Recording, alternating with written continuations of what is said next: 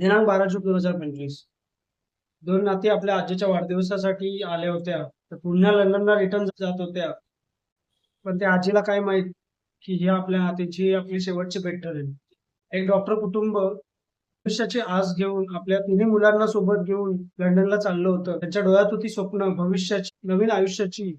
पण त्यांचं भविष्यातली स्वप्न एका ठिकाणी जाऊन थांबली. त्यांच्या डोळ्यात स्वप्न होती उंच भरारी घेण्याची, पण ती स्वप्न तिथेच थांबली. असं म्हणतातच त्यांची पूर्ण फॅमिली विलीन झाली. एक पायलट ज्याने आपल्या वडिलांना विमान टेक ऑफ करण्याच्या आधी फोन केला होता, की मी लंडनला उतरल्यावर फोन करेल.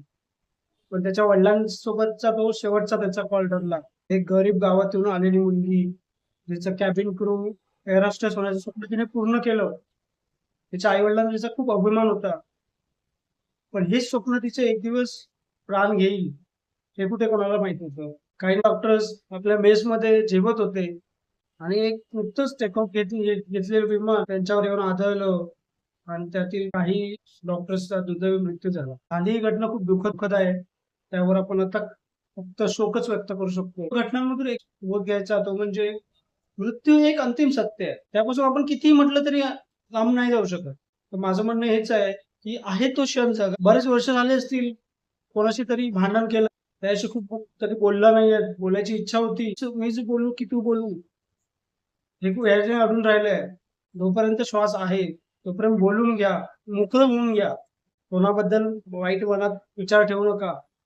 कधी काही चुकलं असेल, कोणाशी माफी मागायची राहून गेली असेल, तर वेळ असतानाच माफी मागून घ्या. कारण ही वेळ आहे, ती कधी कोणावर कशी येईल कुणाला माहित नाही. आपली वेळ कधी भरेल आणि आपण या या लोकातून नाहीसे होऊन जाऊ, आपल्याला सुद्धा कोणालाच कळणार नाही. त्यामुळे जगा, आहे तो क्षण जगा. भांडण, मारामाऱ्या, सततच्या तक्रारी यात आयुष्य वाया घालवू नका. आयुष्य जगण्यासाठी आहे. आहे तो क्षण जगा. Live in the present. आताचा क्षण जगा. राग, रुसवा, द्वेष यामध्ये आपलं आयुष्य जगणं वाया घालवू नका. ते जगणं सार्थक करा. जितकं काही आयुष्य तुम्हाला जे मिळालेलं आहे, तुम्हाला माहित नाही तुमचा शेवटचा श्वास कधी असणार आहे. त्यामुळे प्रत्येक दिवस हा शेवटचा दिवस असल्यासारखा जगा. आयुष्य असं जगा जे मागच्यांसाठी एक उदाहरण ठरेल. आयुष्य तुम्हाला वाटायला येईल. आनंदात जगा तुम्ही. तुमच्या आजूबाजूचे लोक यांना तुमच्यामुळे कधी त्रास होणार नाही. तर यांना कायम तुमचा अभिमानच वाटेल. असं काम करा.